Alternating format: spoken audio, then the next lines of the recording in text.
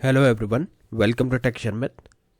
आज के सेशन में हम कैनवास से रिलेटेड या ग्राफिक्स से रिलेटेड एक और टॉपिक कवर करेंगे, जिसमें हम देखेंगे कि किस तरह से हम कैनवास पे एक रेक्टेंगल को ड्रॉ कर सकते हैं।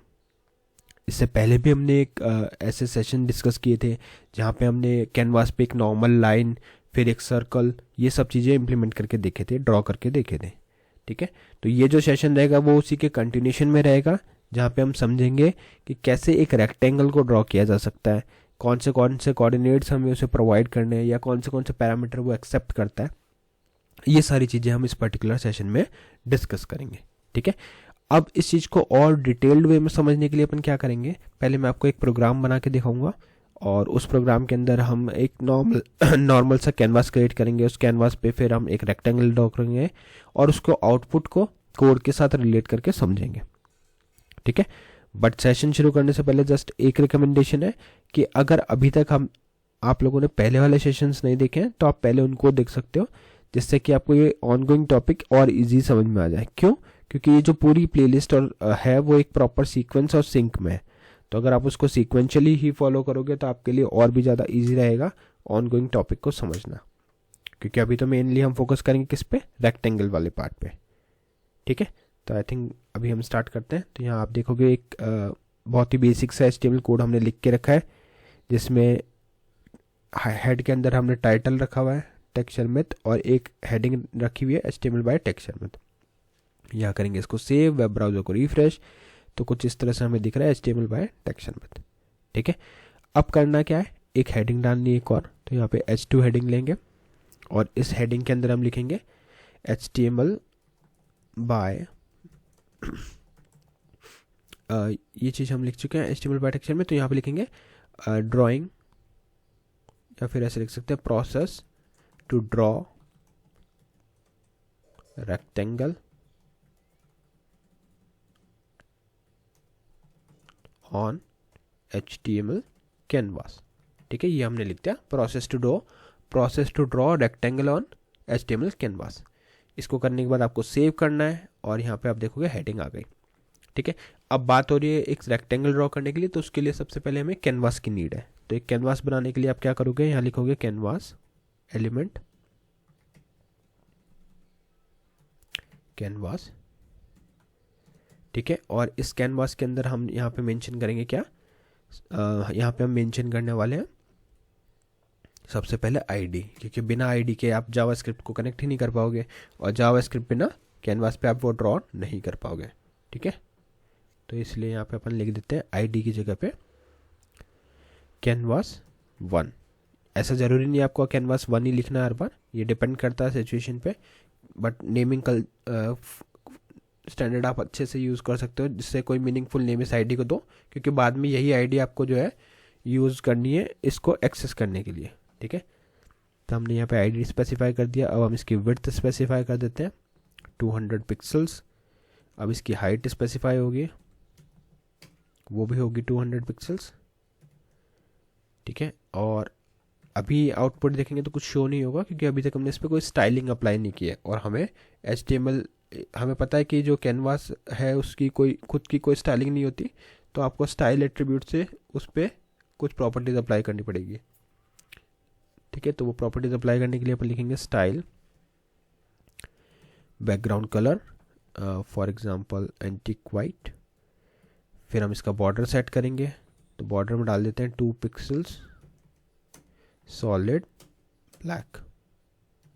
ठीक है, तो अब क्या करेगा, ये एक ब्लैक कलर का 2 पिक्सल सॉलिड कलर का हमारे को बॉर्डर देगा।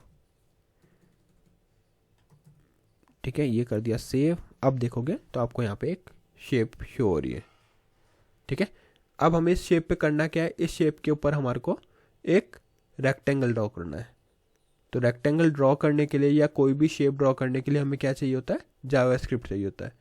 तो जावास्क्रिप्ट देखते हैं कैसे बनेगी।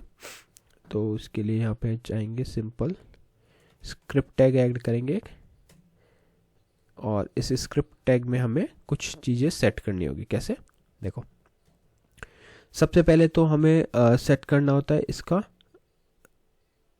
कि कैसे हमें एक वेरिएबल सेट करना होगा जो अपने इस वेब पेज पे जो भी अपन एलिमेंट यूज़ कर रहे हैं उसको कनेक्ट करें। ठीक है, तो यहाँ लिखोगे आप क्या, var c equal document dot get element by ID, और इसके अंदर आईडी हम देंगे क्या, canvas1। ठीक है, तो ये क्या कर दिया हमने, गेट एलिमेंट बाय आईडी में canvas1 को स्पेसिफाई कर दिया, और ये स्पेसिफाई करने के बाद क्या हो गया, हमारा जो कैनवास है वो इस आईडी इस जगह पे स्टोर हो गया। अब जब भी हम कोई ड्राइंग बनाएंगे तो वो इसी कैनवास पे ड्रॉ कर सकते हैं, क्योंकि अब ये आपसे कनेक्टेड है। ठीक है, इसके बाद में हमें इसका कॉन्टेक्स्ट सेट करना होता है। कॉन्टेक्स्ट मीनिंग, देखो ये जो लाइन है ऊपर वाली, वो क्या बता रहा है, वो तो खाली फाइंड कर रहा है उस प्लेस को या उस बॉक्स को जहाँ पे भी उसको ड्रॉ करना है। उसके बाद में हम ब्राउज़र को बताते हैं कि जो बॉक्स है या जो कैनवास है उसके ऊपर हम जो ड्रॉ करने वाले हैं वो एक 2D शेप है। ठीक है, तो 2D शेप को डिफाइन करने के लिए क्या करना होता है, आपको एक इसको कॉन्टेक्स्ट सेट करना होता है। तो कॉन्टेक्स्ट सेट करने के लिए अपन लिखेंगे वेयर ctx इक्वल, और इधर लिखा जाता है गेट सी, लिखना पड़ेगा सी क्योंकि कैनवास पे बनाना है, गेट कॉन्टेक्स्ट। ठीक है, और फिर यहाँ पे आप दोगे इसको 2D। तो 2D क्या करता है, ये शो करता है कि हम यहाँ पे एक 2D शेप बनाने वाले हैं।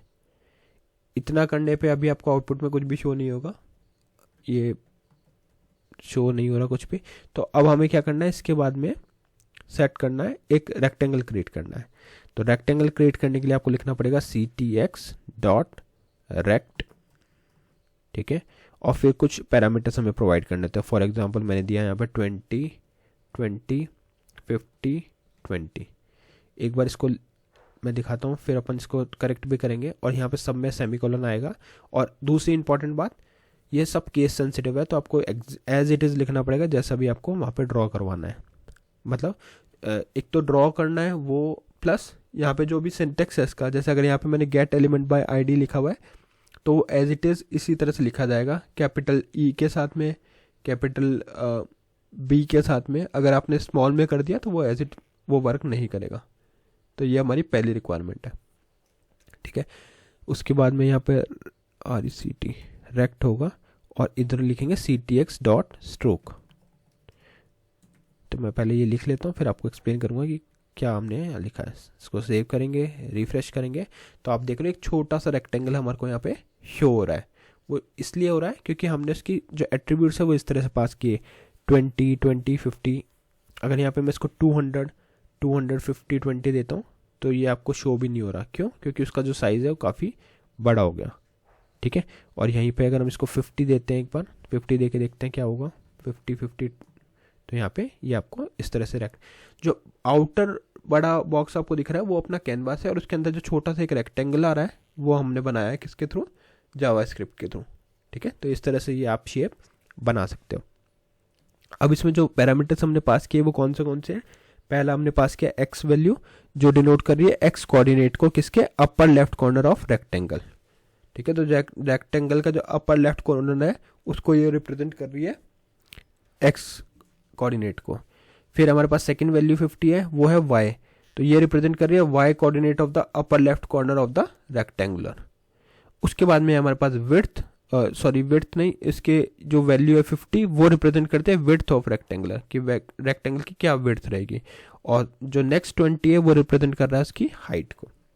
ठीक है, तो अगर जैसे विड्थ हाइट में अपन चेंज करके देखते हैं, थोड़ा सा इसको कर देते हैं 150 और हाइट में 50, तो हमारे कैनवास से थोड़ा कैनवास के अकॉर्डिंग ही आपको ये सेट करना होता है, तो प्रॉपरली वहाँ पे आपको शो होगा।